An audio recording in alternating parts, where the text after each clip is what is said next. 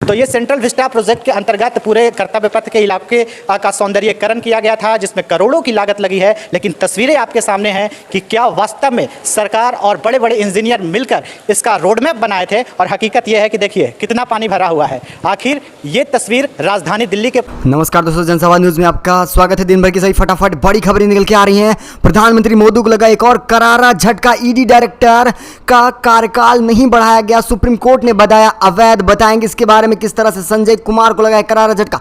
वहीं एक और बड़ी खबर निकल के आ रही है। प्रधानमंत्री द्वारा बनाया गया सेंट्रल विस्टा पूरी तरह से पानी में डूब गया है।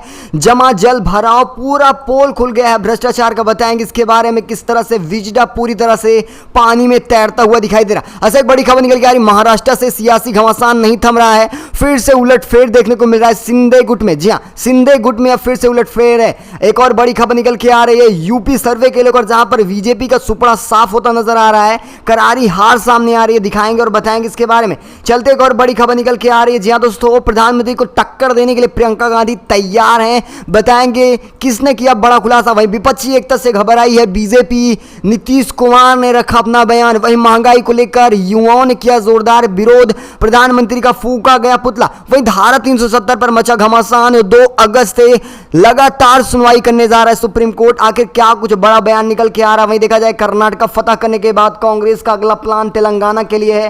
खास बयान निकल के आ रहा है। सारी खबरें जानने वाले हैं करके विस्तार से। वहीं देखा जाए मध्य प्रदेश में भी घमासान मचा हुआ है। क्या कुछ बड़ी खबरें निकल के आ रही हैं, शिवराज सरकार की कैसे बढ़ रही हैं मुश्किलें, सारी खबरें जानने वाले हैं विस्तार से। लेकिन उससे पहले एक छोटा सा निवेदन है, अगर आप हमारे चैनल पर नए हैं तो चैनल सब्सक्राइब बेल आइकन जरूर दबाइएगा। देश दुनिया के फटाफट बड़ी अपडेट पाने के। दरअसल चलते हैं, पहली बड़ी अपडेट निकल के आ रही है। आपको बताते चले प्रधानमंत्री मोदी को लगा सुप्रीम कोर्ट से करारा झटका। केंद्र सरकार को सुप्रीम कोर्ट ने मंगलवार को एक करारा झटका दिया है। सुप्रीम कोर्ट ने ईडी चीफ संजय को तीसरा एक्सटेंशन देने का आदेश रद्द कर दिया। कोर्ट ने कहा कि ईडी चीफ का तीसरी बार एक्सटेंशन सही नहीं होता है। आपको बताते चले 2 बार लगातार संजय मिश्रा ईडी के चीफ बने थे और तीसरी बार प्रधानमंत्री बनाना चाह रहे थे। लेकिन वहीं देखा जाए इसको लेकर सुप्रीम कोर्ट ने करारा झटका दिया। उन्होंने कहा कोई भी लगातार या 3 बार कभी भी ईडी का डायरेक्टर नहीं बन सकता है। वैसे प्रधानमंत्री इनके जरिए लगातार खेला करा रहे थे। आप देखते होंगे कि विपक्षी पार्टी और नेताएं विधायकों के ऊपर ईडी और सीबीआई का गंजा कसा जा रहा था। सुप्रीम कोर्ट ने कहीं ना कहीं देखा जाए तो पहली बार न्याय प्रसंगत कार्य किया है और करारा झटका दिया प्रधानमंत्री को। और देखा जाए अब इनकी कार्यवाही या देखा जाए इनका कार्यकाल केवल 31 जुलाई तक बचा हुआ है, सन 2023 तक। उसके बाद नए ईडी के डायरेक्टर मिलने वाले हैं। साथ ही देखा जाए न्यायमूर्ति BR गवई और न्यायमूर्ति विक्रम नाथ और न्यायमूर्ति संजय करोल की पीठ ने निदेशक के कार्यकाल को लेकर अंतिम 5 साल तक बढ़ाने के लिए केंद्रीय सतर्कता आयोग अधिनियम और दिल्ली विशेष पुलिस स्थापना अधिनियम में संशोधन की भी बात रखी हुई है। वैसे आप सबकी क्या राय है, अपनी राय कमेंट के माध्यम से जरूर दीजिएगा। एक और बड़ी खबर निकल के आ रही है। आपको बताते चले जो खरबों का सेंट्रल विस्टा बना वो पहली ही बारिश में पूरी तरह से जलमग्न हो चुका है। सरकारी दवाओं की खुली पोल, बड़ी खबर निकल के आ रही है। आपको बताते चले सारी पोल खुलकर आ रही है सरकार की। राजधानी दिल्ली में एक बार फिर रविवार को झमाझम बारिश होती है, उसके बाद फिर सोमवार को भी इसी तरह की बारिश रहती है और फिर मंगलवार सवा देखने को मिलता है कि पूरा सेंट्रल विस्टा पानी से भरा हुआ है। आपको बताते चले इंडिया गेट के पास बने सेंट्रल विस्टा प्रोजेक्ट के अंतर्गत इंडिया गेट से राष्ट्रपति भवन तक जाने के लिए 4 पैदल अंडरपास बनाए गए, जिसमें आज बारिश के बाद पानी भरा हुआ है। और ऐसे में देखा जाए इनसे संबंधित विभाग की तरफ से पानी निकासी को लेकर कोई भी इंतजाम नहीं किया गया। यानी देखा जाए जहां एक तरफ से आम आदमी पार्टी की शक्तियां छीनी गई, वहीं दूसरी तरफ केंद्र सरकार दिल्ली में फेल होती नजर आ रही है। बारिश में ऐसी जगह पर जल जमा होना प्रशासन और शासन को नाकामी से नकारा नहीं जा सकता है। साथ ही वहीं मौके पर देखा जाए सरकारी कर्मचारी का न होना विभागों की लापरवाही को साफ रूप से दर्शा रहा है। वैसे देखा जाए जितना पैसा लगाकर सेंट्रल विस्टा बनाया गया ये कहीं ना कहीं प्रधानमंत्री की नाकामी को दर्शा रहा है। जिस तरह से पानी भरा हुआ है, आने वाले समय में कुछ इसी तरह से नए संसद भवन की भी हाल हो जाएगी। वैसे आप सबकी क्या राय, इन सबको लेकर अपनी राय कमेंट के माध्यम से नीचे देना ना भूलिएगा। अच्छा, वहीं महाराष्ट्र की राजनीति में अभी घमासान थमा नहीं हुए। इसी बीच देखा जाए एक बड़ी खबर निकल के आ रही है कि महाराष्ट्र की राजनीति में उथल पुथल के बाद अब राज्य में मानसून सत्र शुरू होने वाला है और इससे पहले राज्य के कैबिनेट विस्तार की चर्चाएं भी तेज होती जा रही हैं। माना यह जा रहा है कि राज्य में मानसून सत्र शुरू होने से पहले कैबिनेट विस्तार हो सकता है। इस महीने की शुरुआत में एनसीपी को एक धड़ा शिंदे फड़ीश्वर गुट में भी शामिल हो सकता है, यानी देखा जाए शिंदे को एक और करारा झटका लग सकता है। अजीत पवार वैसे देखा जाए इस समय डिप्टी सीएम के रूप में तत्पर हैं, लेकिन आने वाले समय में वो सीएम भी बन सकते हैं। इस तरह से बड़े बड़े खुलासे लगातार उद्धव गुट कर रहा है, लेकिन ये खुलासे लगातार शिंदे गुट में हड़कंप मचाए हुए हैं। वैसे आप सबकी क्या राय है? ये जो बयानबाजी हो रही है कि फड़ीश्वर गुट और खासकर शिंदे गुट से कुछ नेता शरद पवार गुट में जाने वाले हैं, और खासकर वो बयान जिसमें कहा जा रहा है कि आने वाले समय में अजीत पवार मुख्यमंत्री बनने वाले हैं, ये कहाँ तक सही है? और वैसे आप सबकी क्या राय, अपनी राय भी कमेंट के माध्यम से जरूर दीजिएगा। अच्छा, एक और बड़ी खबर निकल के आ रही है। उत्तर प्रदेश में एक बड़ा सर्वे सामने आया जिसमें से 20 से 25 सांसदों का हट सकता है टिकट बीजेपी के अंदर खलबली मची हुई। आपने देखा लगातार प्रदेश सचिव बदले गए। फिर उसके बाद एक बड़ी खबर निकल के आ रही उत्तर प्रदेश से, जहां पर बीजेपी मिशन 24 में जुटी हुई है और इसको लेकर वो काफ़ी ज़्यादा टिकट काट रही है अपने पुराने मंत्री नेताओं का। इस बार पार्टी में उत्तर प्रदेश की सभी 80 लोकसभा सीटों को बीजेपी जीतने का लक्ष्य बना रखी है। वही दूसरी तरफ सपा भी पीछे नहीं हटने वाली है। इसके लिए महाजनसंपर्क अभियान चलाया जा रहा है बीजेपी द्वारा। इस अभियान के तहत मोदी सरकार ने 9 साल की उपलब्धियों को जनता के सामने रखना चाहेगी। और आपको बताते चले, जब 9 साल पूरे हुए तभी कांग्रेस और विपक्षी पार्टियों ने सवाल पूछा, लेकिन प्रधानमंत्री बोलने को तैयार नहीं हुए। लेकिन लोगों को जुमला देने के लिए अब फिर 9 सालों की अपनी उपलब्धियों को गिनाएंगे, किस तरह से महंगाई बढ़ाई, किस तरह से लोगों का जीना हराम कर दिया, यही उपलब्धियां गिनाने वाले हैं।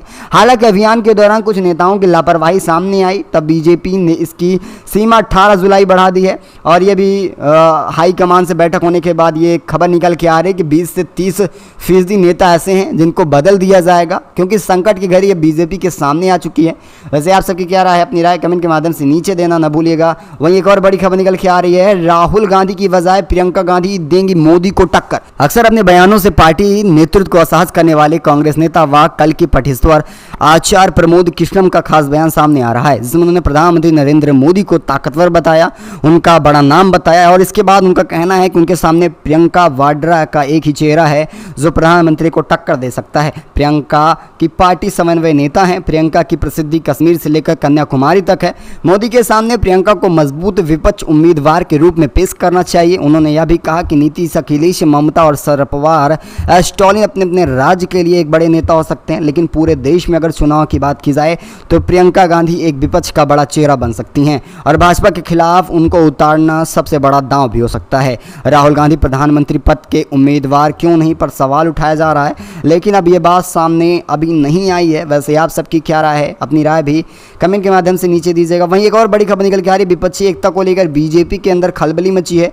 बीजेपी घबराई और डरी सहमी है। ये बड़ी खबर निकल के आ रही है, बिहार के मुख्यमंत्री नीतीश कुमार ने जेडीयू विधानमंडल दल की बैठक को संबोधित करते हुए सोमवार की शाम को बड़ा ऐलान किया था। विपक्षी दलों की एकजुटता के बाद बीजेपी घबराई हुई है, वह बेचैनी से जी नहीं पा रही है। और संसदीय कार्य मंत्री विनय कुमार चौधरी के आवास पर हुई बैठक को संबोधित करते हुए मुख्यमंत्री ने अपने केंद्र और सरकार के इतिहास बदलना चाहती है। वहीं देखा जाए महात्मा गांधी का नामो मिशन मिटाना चाहती है। और देखा जाए ये जो बातें निकल के आ रही नामो निशान मिटाने वाली, ये कहीं ना कहीं सच है। जिस तरह से लगातार इतिहास बदलने की भाजपा कोशिश कर रही है, कहीं ना कहीं इतिहास बदलना चल रही है। और खासकर देखा जाए अब बीजेपी केवल और केवल विपक्षी एकता से नहीं बल्कि कांग्रेस से भी घबराई हुई है। कांग्रेस उसकी नाक में दम कर रखा है, वो चाहे महंगाई का मुद्दा रहा हो या बीजेपी द्वारा भ्रष्टाचार किया गया हो। और वहीं दूसरी तरफ देखा जाए विपक्ष भी एकजुट हो रहा है, तो बीजेपी में खलबली मची है क्योंकि विधानसभा चुनाव नज़दीक आ रहे हैं।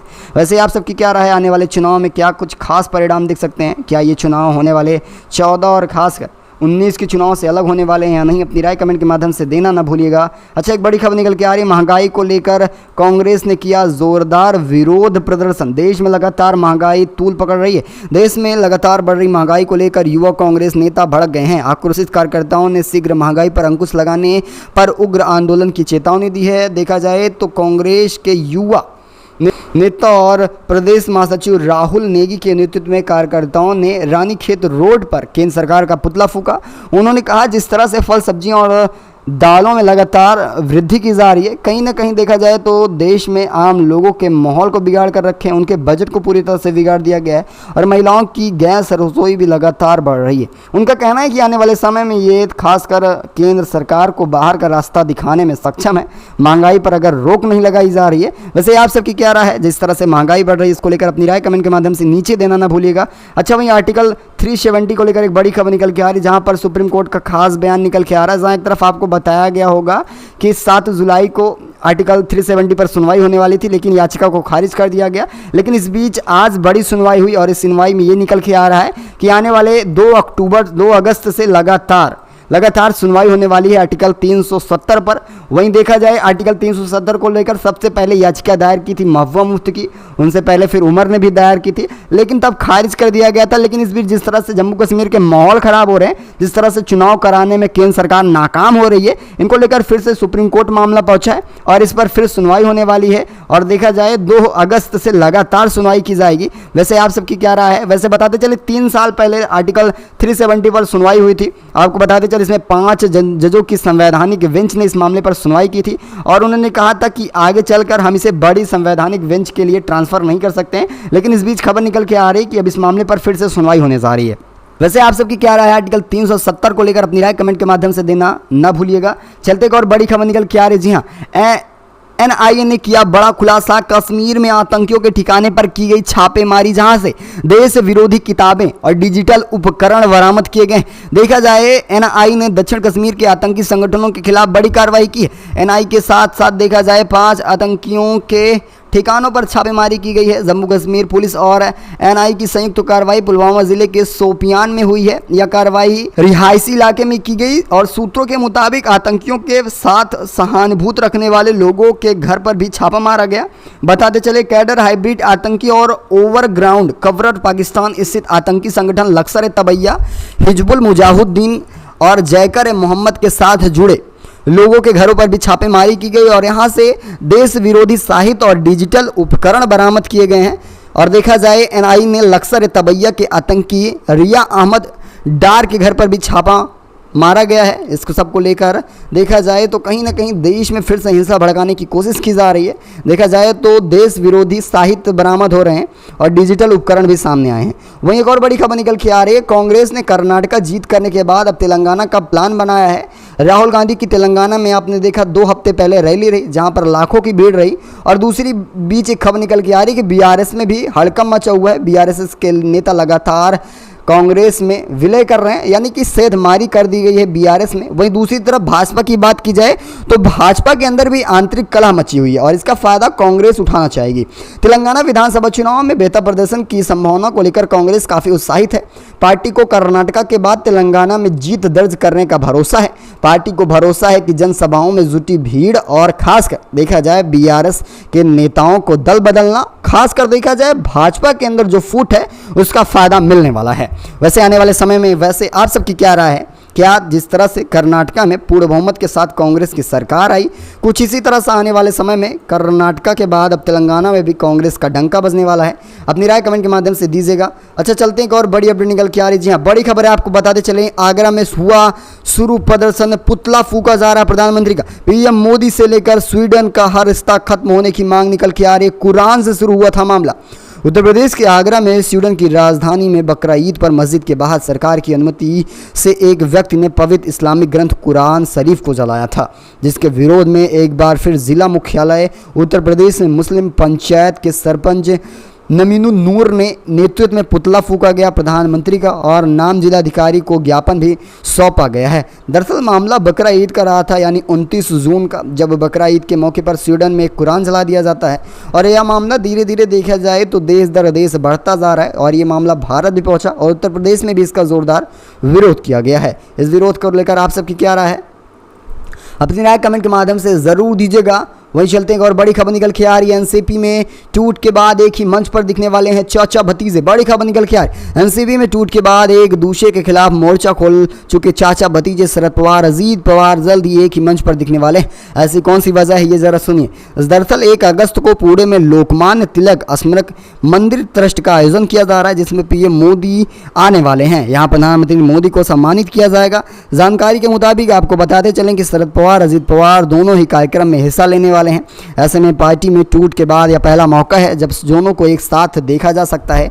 ट्रस्ट ने यह भी बताया है कि प्रधानमंत्री को लोकमान्य तिलक नेशनल अवार्ड से सम्मानित किया जाएगा। यह सम्मान उन्हें लीडरशिप और जनता में देशभक्ति की भावना पैदा करने के लिए दिया जा रहा है। ट्रस्ट ने कहा कि पीएम मोदी ने लोगों के अंदर देशभक्ति की भावना जागृत की और भारत को वैश्विक स्तर पर सम्मानित किया है। उनके काम और मेहनत को ध्यान में रखते हुए ट्रस्ट ने यह फैसला लिया है कि आने वाले समय में उन्हें लोक तिलक नेशनल अवार्ड से सम्मानित किया जाएगा। वैसे आप सबकी क्या राय है, अपनी राय कमेंट के माध्यम से ज़रूर बताइएगा।